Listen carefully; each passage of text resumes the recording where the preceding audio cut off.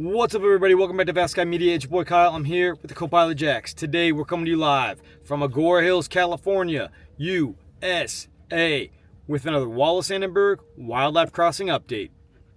We got hit with a little springtime cold snap, and that means one thing, that these crews are gonna be able to get some good work done.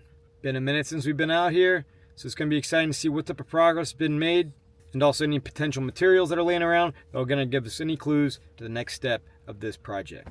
Being a weekday, the Agora Hills Road is closed, so we don't really have any guesses on what to expect once we get up in the air. But I think we're looking increasingly likely that we're going to be hitting this late 2026 completion date, even though we've had our doubters in the past. On that note, it is peanuttier time for the co-pilot. Oh, there you go, bud. If you like what we're doing, if you want to help support the channel, give us a sub if you haven't already. Buy me a coffee, link in the description below. Super chat, super thanks, thumbs up the video, comment on the video. All that goes a long ways, keeping us on the road, bringing y'all that quality content. So without further ado, let's go ahead and get on up there. Show you guys what's going down. Peace.